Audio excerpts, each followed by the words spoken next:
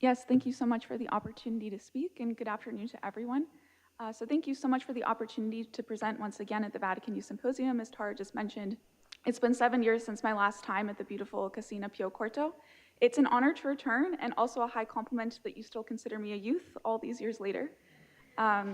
This place is the seat of my personal and professional transformation, and it's a gift that many of you have watched me grow into my role as a researcher and also an advocate for global human rights.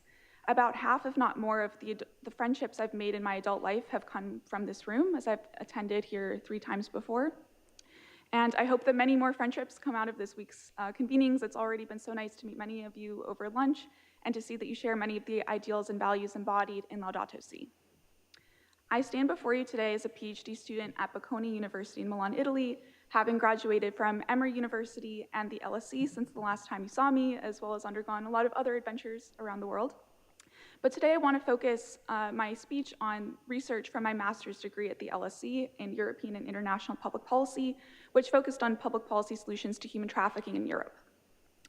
As a teenager, when Laudato Si was published in 2015, which was the same year that the Paris Agreement was signed and also the SDGs were implemented, I felt called to use my talents to help protect our common home and to prevent or eradicate human trafficking for a long time.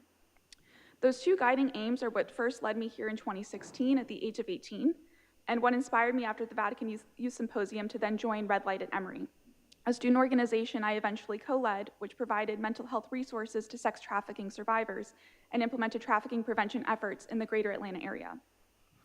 In my master's studies at the LSE during the COVID-19 pandemic, I was tasked with tackling a public policy problem central to the nature of the European Union and devising solutions to remedy it.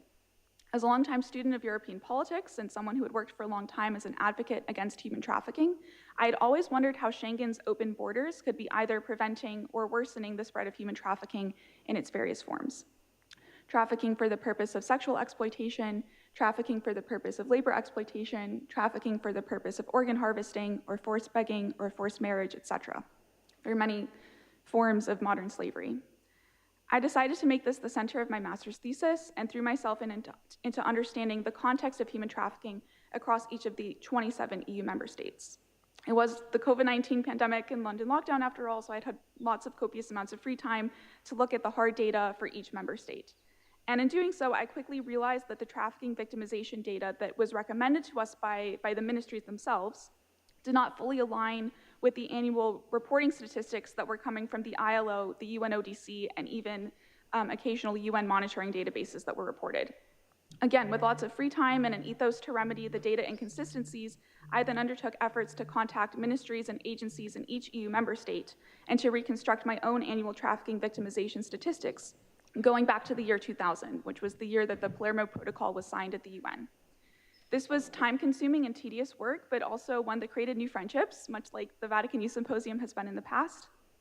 It also opened my eyes to how trafficking varies in different places, which is important to understand, and led me to have phone calls with dedicated public servants in many European countries, conversations for which I'm very grateful. In terms of the friendships, the data collection alone, notwithstanding all of the empirical efforts I had to undertake to try to do a causal analysis that used exact matching to understand what was underpinning observed trafficking victimization over time, that would all have been impossible without the support of my peers at the LSE, who helped me to locate the right offices and officials in their member state, and they also translated annual trafficking reports so that I could understand each country and each year over time how human trafficking had been changing. They did this all out of the kindness of their hearts and because they saw how much this project meant to me. The outcomes of my dissertation work were the following. Legalized prostitution and lower educational attainment among excluded communities, like the Roma, increases observed trafficking victimization in EU member states.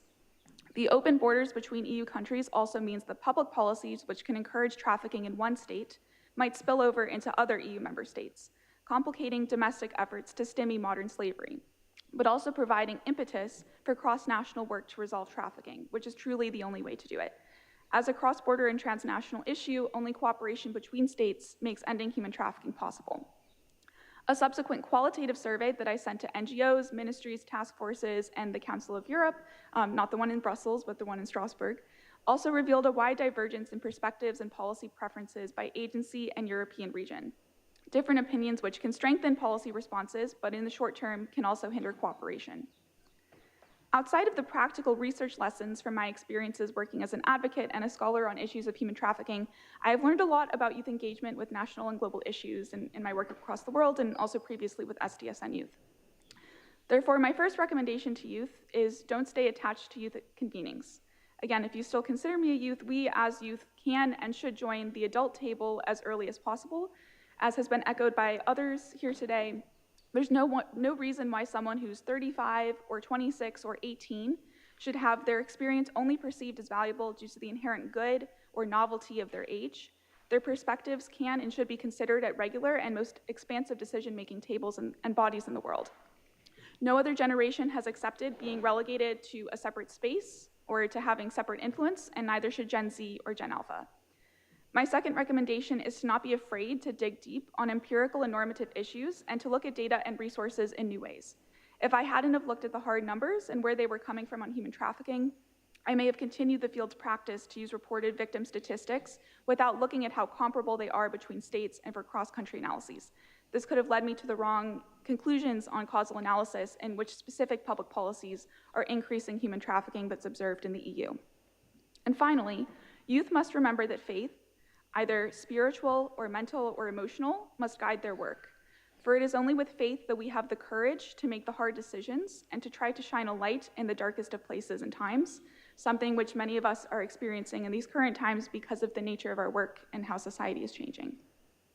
We must remember that we must advocate for the most forgotten in society, including the poor, the migrant, and the survivor.